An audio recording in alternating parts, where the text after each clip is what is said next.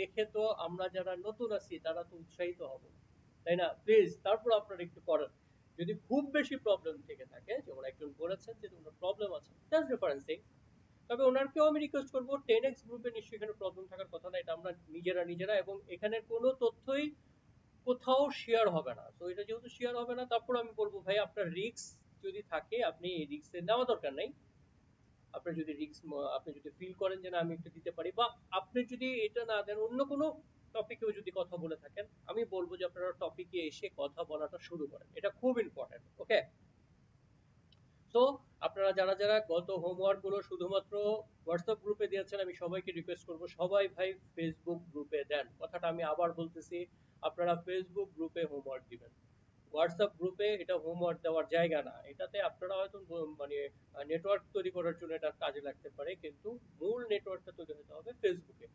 তাহলে দেখবেন একজন একজনের সাথে অনেক মানে ইটা বাড়বে, আন্তরিকতাটা বাড়বে। ওকে, তো আমরা এই 6টা কোশ্চেন সবাই যার যার মতো দিয়েছি। এখন আমরা আস্তে আস্তে দেখি কিভাবে আমরা ডেভেলপ করতে পারি কিনা। হ্যাঁ, আমরা আজকে নতুন টপিকে চলে যাব, সেটা হচ্ছে বিজনেস।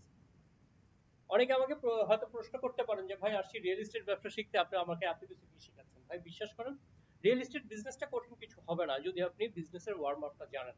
হ্যাঁ, আপনি অনেক খেলতে নেমে গেছেন কিন্তু ওয়ার্ম আপ ঠিক নাই, তাহলে আলটিমেটলি আপনি দেখা যাবে যে আপনার বল একদিকে মারছেন, বল আরেক দিকে যাবে, এটা হওয়াটা স্বাভাবিক।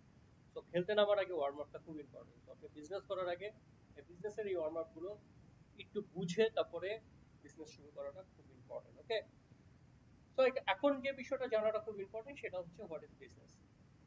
এটা যদি আমি গুগলে সার্চ দিই অথবা বই যদি খুলি, তাহলে দেখা যায় হিউজ হিউজ থিওরি আছে। আমি আসলে আপনাদের কাউকে থিওরি বোঝাতে চাই না, থিওরি জানাতেও চাই না, থিওরি শেখাতেও চাই না।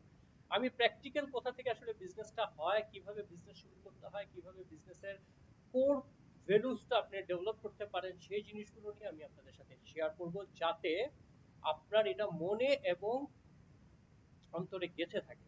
ওকে, কারণ আমরা আসলে এত এত লাইফে এত এত থিওরি পড়েছি, এই সমস্ত থিওরি একটা সময় যে আসলে কোনো থিওরির কোনো কাজে লাগবে না যদি আপনি সেটাকে অ্যাডাপ্টেশন করতে না পারেন, সেটা যদি আপনি বুঝে এবং সেখানে যদি অ্যাকশন নেওয়া শুরু করতে না পারেন। ওকে, তো আমি আসলে এই কারণে থিওরিতে না যে আমি আপনাদের সাথে একটা প্র্যাকটিক্যাল থিওরি দিয়ে আপনাদের সাথে বিজনেসটা বোঝানোর চেষ্টা করি।